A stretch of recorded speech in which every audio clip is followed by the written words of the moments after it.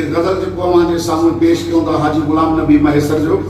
महबूब जे आशिक जो परवाने जो हक़ जो पैगाम आहे। हाजी साहब जेको ॾिनो आहे हिन में असांजे लाइ रहंदी दुनिया तकी जो सबक़ आहे ऐं अवां सभिनी खे इहा ख़बर हुजे त अॼु असां सां संदसि फर्ज़ंद अर्जुमंद मियां साईं नाले मिठो साईं जन महिरबानी करे असांजे महिरबानी कई तो असांखे ज़ियारत कराई तो दीदार कराए तो अल्लाह साईं हाजी साहब जे बतलनि खे शाबाद हाजी साहब ससुई नुंहं जो झेड़ो पेश कयो आहे। अवां सभई आशिक ॿुधो इन मां सबक़ हासिल कयो। हाजी साहब हिन में सॼियूं ॻाल्हियूं कयूं आहिनि। रब करीम जन खे बीमार ॾिनो आहे अल्लाह उन्हनि खे अदब करण जी तौफ़ीक़ अता फरमाए। अचो त हाजी गुलाम नबी मैसर जो उहो ठहियल गज़ल तव्हां जे सामने पेश कयूं। हा कन गई बुधो कया तो भी बयान जो पोड़ी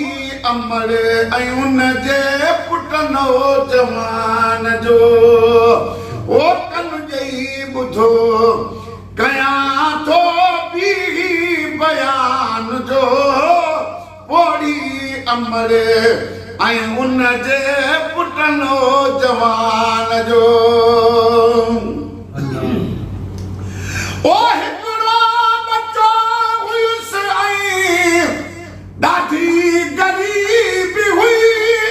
पुट पढ़जे वेचारी आसुन भरी बि हुई पे वक़्तड़ो गुज़ारे अमुन अमान जो पोड़ी अमर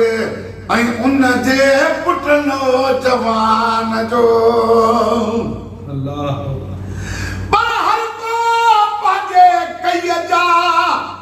थो नतीजा लोड़े कॾहिं त बेड़ी पुट जी ख़ुदि अमर थी मोड़े चवंदसि बचड़ा पीउ खे ॾे भूटो घरोड़े तॾहिं तो रहसन छोकिरो बेड़ी बुझा ॿई रोड़े सिकी लधा सदको वञा चई ॾंद कढिया कोढ़े नंढे लाको पीउ खे जो खला थो खोड़े सो वॾे लाइ विढ़ंदो भली हू ताज झके तोड़े बाबे ते बेनी मुको जॾहिं बंदूकूं छोड़े वो मुर्स तावीज़न जे कान थो मुननि ॾे ढोड़े त वारो पियो मौलाना मूंखे 10 बंदूको ॾियोड़े टपा ॼाराए छोकिरे मुंहिंजी जेल विधी आहे टोड़े किनो पुट कंट्रोल कया हिन वक़्तु हलियो वियोड़े गुलाम नबी जेके आदतूं भला जाए वेठूं जोड़े सेके तो निकरन नफ्स के जन छॾियो निहोड़े पीउ माउ खे मोड़े पुट पंहिंजी ॻाल्हि अॻे कंदो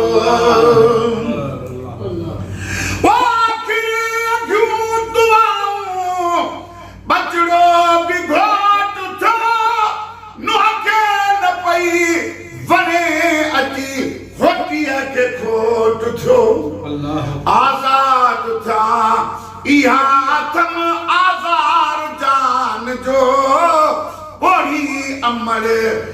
उन जे पुट नौजवान जो अदा कन गई बुझो कया तो भी बयान जो पोड़ी अमर उन जे पुट नौजवान जो ओ घरवारी घोट खे चयो जानी बुधो जॾी मूं हर छॾिया तुंहिंजे लाइ तूं हीअ नथो छॾी ओ ककठी करे कसम आ मूंखे क़ुरान जो पोड़ी अमर उन जे पुट नौजवान जो हिकु कन ॾेई ॿुधो कया तो भी बयान जो पोड़ी अमर उन जे पुट नौजवान जो ओ मुस्तान जो सरवियो पोदी दफेर ते मां खे चयईं निकुर वञ वॾी वेह ढेर ते मुंहिंजी ज़ाल खे अंदेशो तो मुंहुं अजान जो पोड़ी अमर उन जे पुट नौजवान जो कन ॾेई ॿुधो कया तो भी बयान जो पोड़ी अमर ऐं हुन जे पुट नौजवान जो ओ ॿुधड़ीअ ॿुधी बचे खे वर्दी ॾिनी बचड़ा जुड़े वञी सां जीअं छल जुड़ई वञी वो कुझु शर्म दे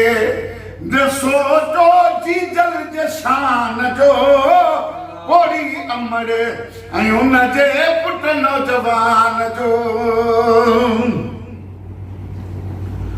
घरवारी कयो त मतां कॾहिं वरी कुराड़ीअ खे मोटाए अचे उन वरी ॿियो अंगल पेश कयो ओ घरवारी घोट खे चयो जानी ॿुधो जॾहिं मुंहुं हल छॾिया तुंहिंजे लाइ तूं हीअ नथो छॾी कक थी करे कसम आ मूंखे क़ुरान जो ओड़ी अमर ऐं हुन जे पुट नौजवान जो ओ हिन खां जोड़स जीजल जी दिल घुरी छातीअ में माउ खे अची हिकदम हयईं छुरी ओ दुश्मन अथव अमर जो दुश्मन जहान जो ओड़ी अमर ऐं हुन जे पुट नौजवान जो हे अमर जो सीनो चीरे दिल खयूं पियो जे डुकंदो त मूंखे ज़ाल शाबस ॾींदी हिनखे ठाको अची वियो दिल हथनि मां निकिरी परे किरी वञी दिल उते दाह कई दफ़ा तोखे धकु त न लॻो अल्लाह अकबर वती अबू दफ़ा किरी पियो आयो त जीअं भॻो दिल दाह कई दफ़ा तोखे धकु किथे लॻो अल्लाह डुकजी त कोन पियो थई टुकड़ो को जान जो ओड़ी अमर ऐं हुन जे पुट नौजवान जो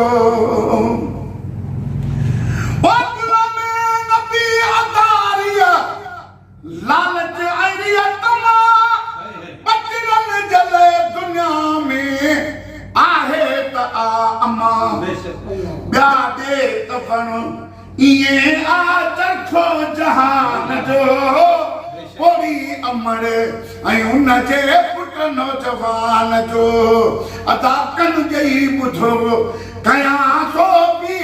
बयान जो ओड़ी अमर ऐं हुन जे पुट नौजवान जो सुभान अल्लाह।